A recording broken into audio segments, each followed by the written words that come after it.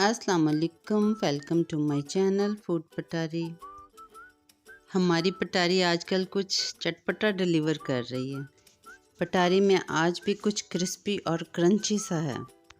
Coated French fries, जिन्हें ना तो बार बार धोना पड़ेगा और ना ही इन्हें बॉईल करना पड़ेगा, लेकिन फिर भी बहुत परफेक्ट बने हैं और इनका फ्लेवर भी बहुत डिफरेंट है। इसके तमाम सीक्रेट्स इस वीडियो में बता रही हूँ, तो चलें बनाना शुरू करते हैं। बिस्मिल्लाहिर्रहमानिर्रहीम। इसके लिए मैंने लिए हैं 4 आलू और उन्हें छील कर धो लिया है अच्छी तरह, और अब मैं इनकी कटिंग करूँगी। मैं आपको हाथ से इसकी कटिंग बता रही हूँ, आप चाहें तो इसे किसी कटर में भी काट सकते हैं। हमने बड़े साइज़ का आलू लिया और उसके हमने 1-1 इंच के पीस बना लिए हैं। परफेक्ट शेप के लिए इसकी हम थोड़ी सी ट्रिमिंग करेंगे और फिर इसे हम लंबाई में काट लेंगे।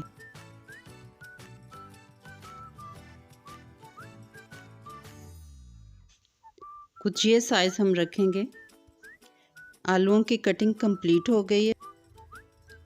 अब इन आलूओं को मैं बाउल में शिफ्ट कर दूंगी और अब इसमें जितने हमारे पास आलू थे, यानी कि 4 बड़े साइज़ के आलू थे, तो 4 ही हम इसमें अंडे डालेंगे। अंडों को मैं एक एक करके डालूंगी।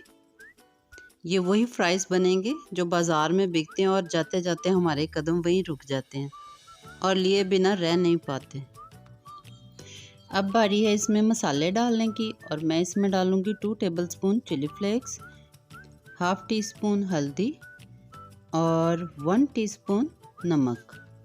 और अब इसमें जाएगा साबुत ज़ीरा और 1 टीस्पून भर के खुश्क धनिया पाउडर, और आखिर में मैं डालूंगी 1 टीस्पून लहसुन का पेस्ट।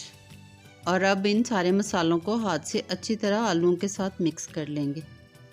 ये पोटैटो स्नैक्स बच्चे भी खाएंगे और बड़े भी। अब कोटिंग की बेसिक चीज़ आ गई है, वो है मैदा। मैं 1 कप मैदा लूँगी। पहले आधा कप मैदा इसमें छलनी से छान कर डालूँगी। इस तरह करने से मैदा अच्छा स्प्रेड होता है।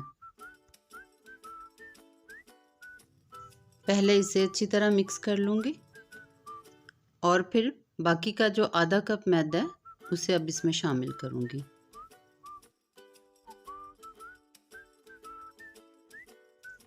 और अब इन्हें अच्छी तरह मिक्स कर लेंगे।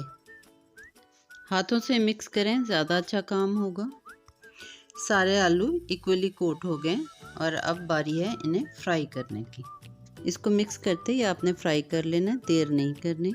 पैन में हमने ऑयल को मीडियम फ्लेम पे खूब गर्म कर लिया है और अब हम इसमें इन फ्राइज़ को एक एक करके डालेंगे। लो जी, गर्म घी में जाते ही मसालों ने भी खुशबू देना शुरू कर दी और आवाज़ आनी शुरू हो गई है, मम्मा क्या बना रही हैं। ऑयल में डालने के बाद 3 से 4 मिनट आप इन्हें बिल्कुल नहीं छेड़ेंगे। इसके बाद आप चम्मच से इन्हें उलट पुलट करते रहें